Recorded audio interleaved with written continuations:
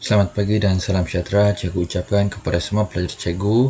Pada hari ini kita akan sambung kita punya tajuk pembelajaran masih di dalam rekaban aquaponik. Jadi cikgu harap semua pelajar masih ingat apa yang cikgu ajar minggu lepas. Tapi kepada slide yang seterusnya, jadi pada hari ini kita akan belajar tentang menjelaskan kelebihan reka bentuk aquaponik. Selepas pembelajaran kita, cikgu mau kamu tahu kelebihan setiap reka bentuk aquaponik yang kita telah belajar. Ada 3 kan minggu lepas cikgu cakap, yaitu sistem RAF, sistem EBB dan flow, dan juga sistem NFT. Jadi, lepas kita belajar ni, cikgu harap kamu dapat dia punya kelebihan dan kelemahan setiap sistem. Okey, sebelum kita masuk di dalam pembelajaran kita, untuk kamu ingat balik apa yang kita sudah belajar pada minggu lepas, kita telah belajar tentang maksud aquaponik. Ada yang masih ingat? Okey, maksud aquaponik adalah penggabungan sistem aquakultur, iaitu penternakan ikan, dan hidroponik, iaitu penanaman tanpa tanah menggunakan media tanam, penanaman yang lain lah selain tanah. Jadi kita juga telah belajar tujuan aquaponik, kita telah belajar cara kitaran aquaponik yang terpecah kepada 2, iaitu secara kitaran dan secara takungan. Yang macam gambar ni kamu nampak ni adalah secara takungan. Ni yang cikgu ada bulatkan ni. Selepas itu kita juga telah belajar tentang reka bentuk aquaponik yang terpecah kepada 3, iaitu RAF, sistem NFT, dan sistem EBB dan flow. Jadi kita akan tekankan tentang reka bentuk aquaponik yang 3 tu di dalam dia punya kelebihan dan kelemahan selepas ini. Okey, baik, kita masuk di dalam tajuk kita. Hari ini kita akan belajar tentang kelebihan reka bentuk aquaponik dan kelemahannya juga. Jadi ini yang kita akan belajar, sistem RAF macam ni secara terus, sistem EBB dan flow dia akan naik macam ni dari sini ke atas ni, dan juga sistem NFT dia akan serong sedikit, yang macam cikgu cakap minggu lepas, dia sama seperti sistem RAF tetapi cara pelaksanaannya berbeza sedikit. Baik, kita pergi kepada sistem RAF terlebih dahulu. Okey. Untuk sistem RAF, kelebihannya adalah akar tanaman menyerap nutrien secara terus daripada air. Okay, cuba kamu lihat dekat sini, ini ada gambar akar tu. Jadi, kelebihan menggunakan sistem RAF ini, kita tidak perlu lagi menapis ataupun kita tidak perlu lagi menggunakan bekas yang lain untuk meletak kita punya tanaman. Dia terus di dalam akuarium. Kita gunakan styrofoam ataupun span kasih apungkan kita punya tanaman. Jadi kebaikannya adalah akar-akar tu tanaman kita dapat menyerap nutrien yang ada di dalam air secara terus, tiada lagi ditapis-tapis. Yang kedua adalah kelebihannya, tanaman tu apabila sudah dapat nutrien secara terus akan cepat tumbuh, cepat membesar. Jadi kita dapat menuai, kita dapat hasil tanaman kita dengan lebih cepat. Dan yang ketiga adalah produktiviti sistem ini lebih tinggi ataupun lebih baik dan digunakan secara meluas dalam projek aquaponik komersil. Pada zaman sekarang, pada masa sekarang, orang-orang yang menggunakan projek aquaponik lebih tertumpu menggunakan sistem RAF ini, sebab ini kebaikannya tanaman cepat tumbuh daripada sistem-sistem yang lain. Kalau dibandingkan dengan sistem yang lain, sistem ini lebih baik sebab kita mau tanaman kita cepat tumbuh, kita dapat hasil yang lebih cepat. Sekaligus kita dapat ikan, dan kita punya tanaman pun kita boleh buat 2 kali daripada hasil penternakan kita. Untuk kelemahan sistem RAF ini, ianya terdedah serangan bakteria pada akar tanaman. akar mudah reput. Kelemahannya pula adalah apabila kita menggunakan sistem macam ni yang akarnya terdedah dengan air yang secara terus, di dalam air ni ada bakteria-bakteria yang akan merosakkan kita punya akar tanaman tadi. Jadi bila kita tidak selenggara air ni, kita tidak cek dia punya masih bagus ke tidak, akar tanaman ni akan cepat rosak ataupun reput. Nah, itu dia punya kelebihan dan kelemahan untuk sistem RAF ni. Ada dia punya kelebihan, ada dia punya kelemahan juga. Baik, kita pergi kepada yang sistem kedua, iaitu sistem EBB dan flow, ataupun kita panggil pasang surut, sistem pasang surut. Untuk kelebihan sistem pasang surut, biofilter berlaku di dalam media tanam. Biofilter ni adalah penapis bio. Kita panggil penapis bio yang ada di dalam media tanam. Media tanam tu adalah yang menggantikan tanah tu. Media tanam ni terbagi kepada macam ni: kokopit, rock wool, span, hydroton, perlite, vermiculite. Kita tidak menggunakan tanah sebagai media tanam sebab media tanam ni sudah cukup menggantikan tanah tadi. Kita boleh tanam kita punya sayur ni tanpa menggunakan tanah.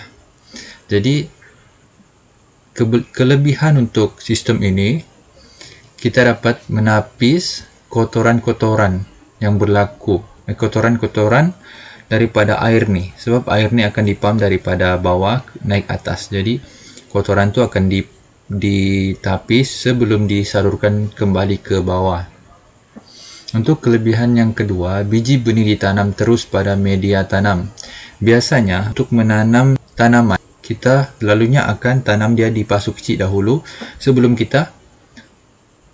kita pindahkan ke tempat aquaponik kita. Jadi untuk sistem ni kita tidak perlu pindahkan lagi sebab kita terus boleh tanam di media tanam ni. Kita terus tanam dekat sini. Kita tidak perlu lagi tempat lain, biasa pasu lain kecil, lepas tu kita kasih pindah lagi. Kalau dalam satu kali macam ni kita terus letak siap kita punya biji benih dan tunggu dia terus membesar. Seterusnya adalah menggunakan media penanaman seperti batu kerikil, hydroton atau media penanaman yang sesuai. Macam yang cikgu cakap tadi, kita ada 6 media tanam yang terpecah kepada kokopit, rock wool, span, hydroton, perlite, vermiculite. Itu saja yang kita gunakan. Tetapi yang disarankan kita menggunakan batu kerikil, hydroton dan hydroton sebab ini yang paling bagus kita guna untuk kita punya penanaman. Manakala untuk kelemahannya pula adalah ia menggunakan sumber elektrik 24 jam sebab di dalam sistem ni tidak seperti sistem RAF tadi, dia tidak menggunakan pam air. Dia ini menggunakan pam udara saja untuk buat dia punya oksigen. Tetapi untuk sistem EBB ni dia menggunakan pam air untuk menarik air naik ke atas. Jadi dia menggunakan sumber elektrik 24 jam. Kalau ada blackout ataupun mati current, jadi di situ akan berlakunya masalah. Terus kita punya tanaman layu, lepas tu kualiti air tu pun terjejas sebab dia tidak naik di atas, dia tiada tapis lagi macam tu. Dan kita perlu tekankan untuk penyelenggaraan loceng sifon. Kita kena buat servis, sentiasa kita kena cek untuk kita punya loceng sifon. Untuk sistem EBB, kita menggunakan loceng sifon sebagai alat menyalurkan air yang sudah penuh turun ke bawah untuk disalurkan kembali ke tangki ikan. Jadi loceng sifon tu kita kena sentiasa cek sama ada ia rosak atau tidak. Kalau kita tidak cek, nanti kalau rosak, air itu akan menakung saja di atas. Lepas tu kita punya akar tanaman rosak dan air yang di dalam kolam ni pun sentiasa terus berkurang sebab air yang sudah bertakung di atas ni tidak disalurkan ke bawah lagi. Itu dia punya kelemahan. Untuk sistem NFT, iaitu sistem yang ketiga, kelebihannya adalah ia menggunakan kuantiti air yang sedikit. Sebab apa? Sistem ini sudah kita tahu kan dia punya cara macam mana. Dia akan tarik air itu sedikit saja, sebab kita gunakan hanya untuk letak di akarnya saja. Untuk di hujung akar tu ya kita kasih basah guna air. Itu yang kenapa dia gunakan air yang sedikit. Untuk kelebihan yang seterusnya, kita menggunakan pump yang kecil. Untuk sistem ini kita gunakan pump yang kecil berbanding dengan sistem EBB tadi. Untuk sistem EBB tadi, kita gunakan pump yang besar, jadi ia memerlukan bekalan elektrik yang lebih banyak berbanding dengan NFT. Jadi dekat sini kita boleh jimatkan kita punya penggunaan elektrik daripada pump yang kecil, pump air yang kecil. Dan productivity tidak sebaik sistem RAF, tetapi masih dalam keadaan memuaskan. Kelebihannya adalah masih boleh pakai, masih memuaskan, tetapi kalau dibandingkan dengan sistem RAF, lebih baik kita gunakan sistem RAF. Untuk kelemahannya pula adalah ia memerlukan penapis tambahan kerana sistem ini tidak mempunyai penapis. Okey, di dalam sistem ini kamu nampak pump yang kecil ini terus menarik air ke atas. Jadi di dalam sini kita tidak apa-apa penapis yang boleh menapis kotoran air tadi di akar tanaman. Jadi ini akan menyebabkan akar tanaman ini ke barang kalian akan rosak sebab dijangkiti kuman ataupun bakteria. Dan seterusnya ia menggunakan kos yang tinggi sebab kamu nampak kan dekat sini ini adalah bekas yang hitam. Ini dipanggil sebagai guli. Bekas hitam ini adalah untuk menyimpan akar tanaman tadi. Kalau di pasaran, di kedai, bekas hitam ni untuk bekas akar ni sangat mahal dan sukar didapatkan, susah mau cari. Itu yang menggunakan kos yang tinggi. Kadang kita kena cari di luar negara, jadi kita kena labur kos barang, kos harga dengan kos postage sekali. Itu yang dia cakap, kena menggunakan kos yang tinggi. Pada hari ini, cikgu mau kamu terapkan nilai iaitu keyakinan diri. Macam biasa, setiap kali kelas kita adakan, cikgu sentiasa selitkan soalan untuk kamu. Jadi, cikgu mau kamu yakin untuk menjawab soalan itu dan jangan meniru. Sebab, bila kamu meniru, kamu tidak tahu kefahaman kamu setakat mana. Untuk kamu tahu kefahaman kamu setakat mana, kamu buat saja. Sebagai rumusan, pada hari ini kita telah belajar 3 reka bentuk sistem aquaponik melalui dia punya kelebihan dan kelemahan.